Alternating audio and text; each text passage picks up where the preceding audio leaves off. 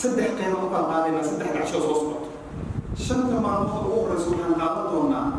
inaan ogaano horta awoodeenna gudaha saddex qiimo u kala qaadaynaa waa maaragtay strategic decision ama go-aanada hoggaanka sare uu gaaro business decision waxa la yidhaahdo ama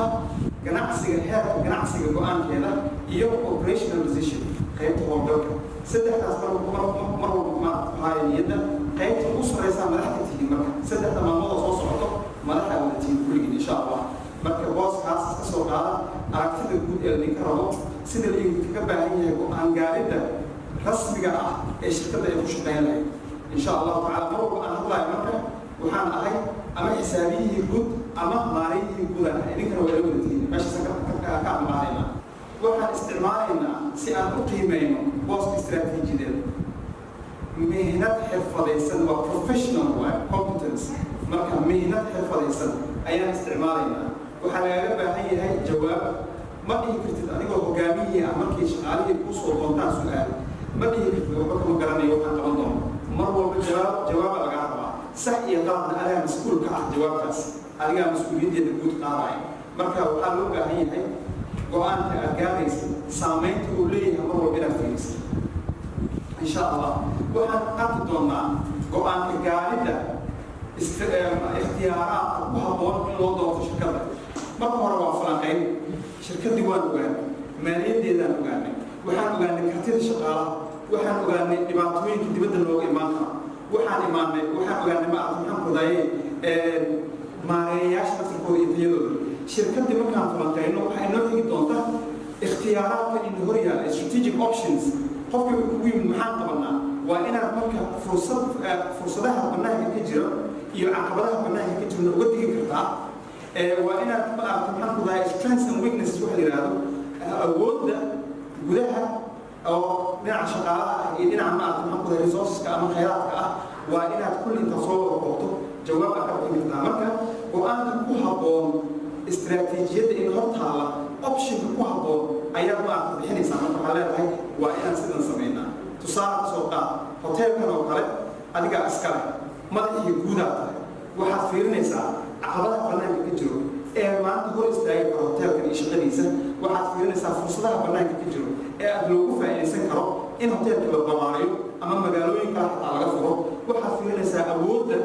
aad hoteelka ale shaqaalaha iyo tayadooda intay leeyihiin marka loo barbardhigo hoteelada kale waxaad fiirinaysaa khayraadkaaga hantidaada aad isku halaynayso inaad ku taabagelisid barnaamijyada aawodin intaasoo dhan markaa samaysid optionadii aa kusoo baxaa maxaan samaynaa suuqbacaada ka furno mid kale jawhara mid kale ka furno aan growth aan samayno sideen u kornaa ma meel kale oo jirtay aan iibsanaa ma meel curin oo hadda annaga aan bilaabayna aan samaynaa marka waxaasoo dhan waxay imaanayaan falanqayntii hore markaad samaysid strategic positionkaaga booska aad taagan tahay aad ogaatid markaas ayaad maaragtay optionno kuu soo baxay aad go-aan ka gaari kartaa dhaqangelina aad gudbi kartaa marka optionada inaad dhaqangelisa marka taasi waa taas dhaqangelinta go-aanada istiraatiijiyadeed marka waa saddex silsilad waa saddexdan aad u xasuusta ilaa maanta ugu dambayso waxaan dhahnay falanqayntii aan samaynay optionskii aan ku xijinay ee maaragtay maxay inoo yaala maxaan ka faa'iidaysan karnaa maxaa caqabada uga iska ilaalinaa dhaliilaheenna waa halkee awoodaheenna waa halkee kadibna markaad ogaato iyadoo miiska ay kuu soo fuleen go-aankii gaaraysaa kan ayaan qabanaynaa dhaqangelintii marka iyo isbeddelkii inaad maaraysid shaqaalihii aad ka dhaadhicisid daneeyayaashii ama stakeholderskii dadka maanta meesha maaragta maxaan ku dahay go-aanka ku leh sida mulkiilayaasha sida maalgashtayaasha sida dowladda meesha maamulka meesha ka jiro waxaasoo dhan sida uga dhaadhicin lahayd ayaa markaa samaynaysaa waa saddex qaybood marka waa strategic position strategic choice strategic implementation ama action saddexdaasaa isdaba taala af ingiriis ahaan hadda kugu sheegan saddexdaasaa marka shanta cashar amaanta qaadanayna saddexdaas ku saabsan marka waxaa meesha ka marnayn dhaqangelintii waxay u baahan tahay habraac laba waxay u baahan tahay processkii hadduu hagaagsanayn wax dhaqangalaya maaha processkii aad mari lahayd processka kaa leeya waxay tahay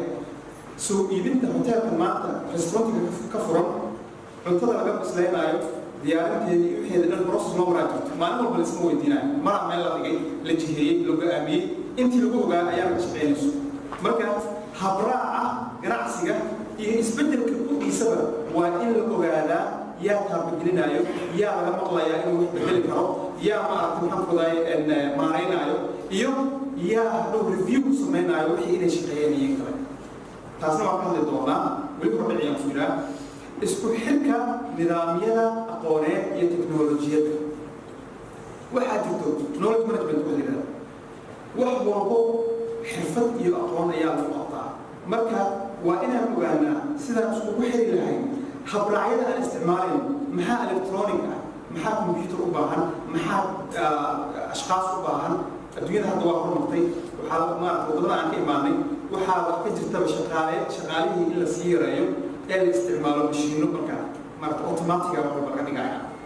تاسنا وحالو إلى لابدنا إن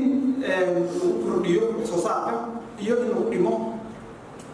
ما تكرشات حيا لو بني آدم مركا شغاليسي العقل أنا ياك على بحيس مركا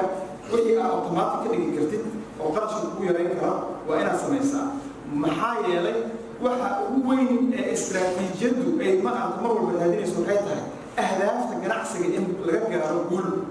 ahdaafta ganacsiga maxay tahay ganacsigu hadafkiisu waa inuu faa'iido sameeyo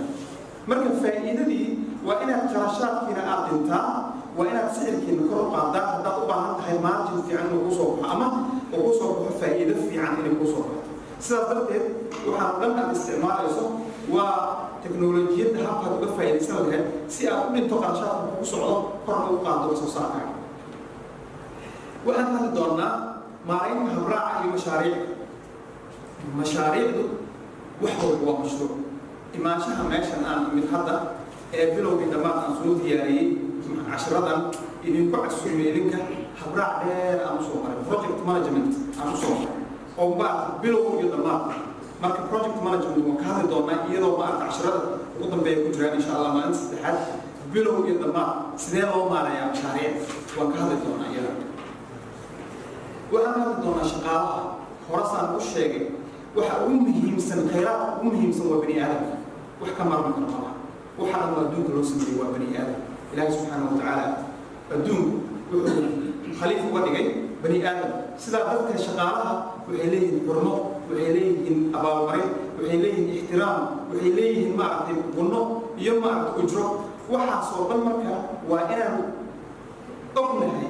haddaanan hagaajinin shaqaalaheenna ma hagaagsamayso ahdaafteenna mana gaari karno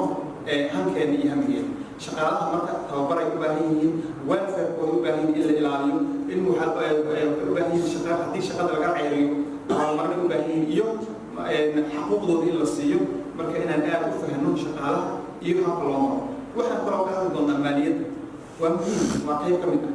maaliyadda ka hadli doonaa iyo sida farsamooyinka maaliyadda la isticmaalo ee lagu gaari karo ama shirkadaha ay ku kala dheereeyaan markay tartamayaan maaliyadda ciddii si fiican u taqaano oo si fiican u dhex gasho waxay awooddaa in ay ogaato dhibka meeshu kaga iman karo iyo fursadaha meesha ka jiraan taasna waan ka hadli doonaa insha allah casharkeennii maanta haynoo bilowda بسم الله واضح استراتيجية أنا سويت استراتيجية نفس الكلمة وأنا أهلنا القيحين أما definition استراتيجية الوقت منها أنت هو قوانها استراتيجية وقرشين كأهداف مددفة استراتيجية وقرشين كأهداف مددفة مركز عليها معي وح الله وحي لغيتهم بالوضع مددفة قالها wax allaala wixii ma aragtay maxaan ku gudahay labaiyo toban bilood gudaheed ahna oo darasaa waa budgetka waa maanta ilaa labaiyo tobanka bilood oo soo socoto ku kooban yahay wixii intaa kasii dheeray waa go-aan istiraatiijiyadeed waa 5 sano 10 sano waxay ku xiran tahay baaxadda shirkadda ku xiran tahay marka waa qorsheynta ahdaafta muddada fog oo ay shirkaddu hiigsanayso si guul looga gaaro fursadaha ganacsi fursadaha intay ka imaadaan hore aan ka hadalnay fursadda aan gudaha ka raadin fursad waa jawiga dibadda ka ah shirkadda waa wax adiga aadan saameyn ku yeelan karin raadin bay u baahan tahay fursadaha mar walba suuqay ka jiraan marka waa inaad fiiro gaar ku yeelataa suuqaaga suuq markaan leenahayna ma aha meel ama location meel wax ku yaalaan ma aha suuq waa meesha adiga ku jirta daawaley haddaad tahay suuqaaga waa daawaley xirfadley haddaad tahay accounting waa fiilkayga ah سوقي هو accounting finance لمارك نقضي management haddaad tahay maaragtay maxaan ku dhahay import export suuqa waa import export haddaad geela maaragtay iibinaysid suuqa waa xoolaha marka waxa waaye suuqkaas la yiraahdaa taasaa marka aad suuq ahaan aad ka fikiraysaa sidaa guul uga gaari lahayd fursadaha ganacsi ee lagu tartamayo waxaan ognahay suuqa keliya kuma jirno wax allah waxaad maanta gacanta ku hayso qof bini aadan ayaa laga yaabaa inuu gacanta ku hayo qofkaas ayaa wada tartamaysa qofkii marka maxaan ku dhahay xaq u leeyahay suuqaas inuu ku jiro adna xaq u leedahay dadku waxay idinku kala dooranayaan macaarif maaragta sidaad maaragta usoo dhawaysid habraacyadaada hantida maaragta maxaan ku dhahay lagu aamini karo sidaad u shaqaysid waxay ugu dooranayaan sidaa kusoo dhawaysan lahayd macaamiisha marka waxaad ku tartamaysaa si xirfadaysan aad ula tartamaysaa maaha inaad suuqa ka xidho laakiin si xirfadaysan aad ula tartamaysaa tartamahaaga adigana saa u heshid waxaad hadafkaaga asna ahdaaftiisa u gaaro marka mar walbaba waxaan raadinaynaa lebinta tartanka ama competitive advantage waxa la yidhahdo